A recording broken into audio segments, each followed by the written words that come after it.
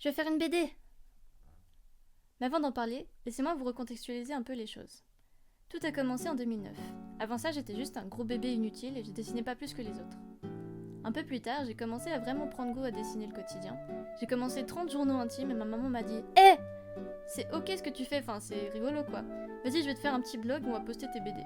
Depuis ce jour-là, j'ai pas arrêté de faire des petits gribouillis du quotidien et en 2013, après avoir reçu ma première tablette graphique, j'ai commencé à poster sur les réseaux sociaux en faisant mes premiers pas en dessin digital.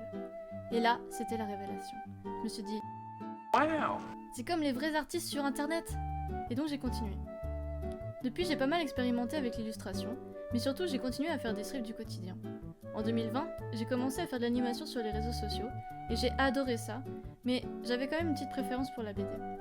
Aujourd'hui, je suis étudiante en master à Genève, et je travaille dans mon petit bureau. Parfois, c'est un peu fatigant d'alterner entre les études et la BD personnelle, mais je prends trop de plaisir à toucher à tout et à raconter mes anecdotes aux gens, même si c'est pas très intéressant. À force, j'ai accumulé pas mal de contenu. Un jour, Lisa Mandel, qui était de passage à mon école, m'a dit J'ai dit ah ouais, trop lourd, let's go. Et aujourd'hui, je suis trop fière parce que je lance enfin mon crowdfunding. En gros, ça va être une espèce de pot pourri avec plein de strips que j'ai publiés sur internet, dont la plupart ont été un peu mis à jour pour pas ressembler à ça quoi.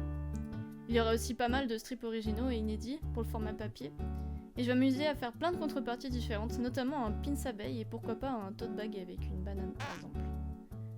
Comme je sais que vous mourrez d'envie de connaître les moindres détails de ces journées exceptionnelles et pleines de suspense où j'ai par exemple été malade ou même loupé un train, n'hésitez pas à acheter un exemplaire de mon bébé de papier. Votre argent me servira probablement à manger des pâtes au fromage, parrainer une ruche au fin fond de la France ou encore à financer quelques trucs moi-même, ce qui rendra fortement service à mes parents qui n'en peuvent probablement plus que je squatte leur deuxième étage. Voilà, je sais pas comment finir cette vidéo, mais merci d'avoir écouté, merci à ceux qui me soutiennent et j'espère que cette campagne se passera bien. Bisous!